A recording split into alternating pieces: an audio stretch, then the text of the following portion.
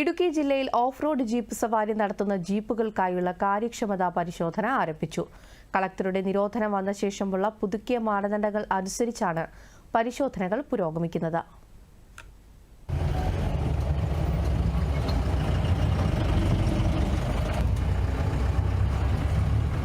മൂന്നാറിലുണ്ടായ വാഹനാപകടത്തിന്റെ പശ്ചാത്തലത്തിൽ അനുമതിയില്ലാതെ പ്രവർത്തിക്കുന്ന ജില്ലയിലെ മുഴുവൻ ഓഫ് റോഡ് ജീപ്പ് സവാരികളും ദുരന്ത നിവാരണ നിയന്ത്രണ നിയമപ്രകാരം മുൻപ് കലക്ടർ നിരോധിച്ചിരുന്നു.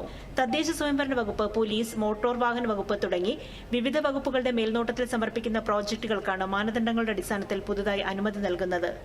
ഇതിന്റെ ഭാഗമായാണ് ജീപ്പുകളുടെ പരിശോധന ആരംഭിച്ചത്. ജീപ്പുകളുടെ ഫിറ്റ്നസ് ഉൾപ്പെടെ എല്ലാ സുരക്ഷാ മാനദണ്ഡങ്ങളും പരിശോധിച്ചാണ് അനുമതി നൽകുന്നത്.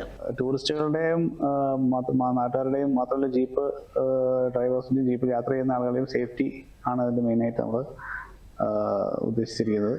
ഓവറായിട്ടുള്ള ഈ മത്സര ഓട്ടം, പിന്നെ അധിക ചാർജ് ഈടാക്കൽ, മാത്രമല്ല അപകടങ്ങളും കൂടി വന്നിട്ടുണ്ട്.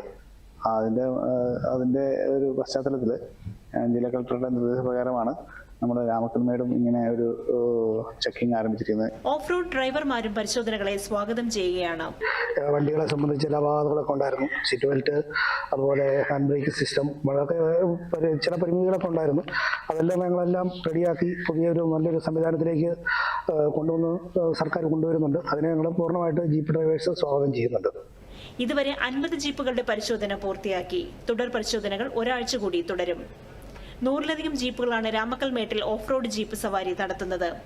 മറ്റു മേഖലകളിലും സമാനമായ പരിശോധനകൾ വരും ദിവസങ്ങളിൽ നടക്കും. കൊളുക്കുമലയിൽ പരിശോധനകൾ പൂർത്തിയാക്കിയിരുന്നു. ദൂരദർശൻ ന്യൂസ്, ഇടുക്കി.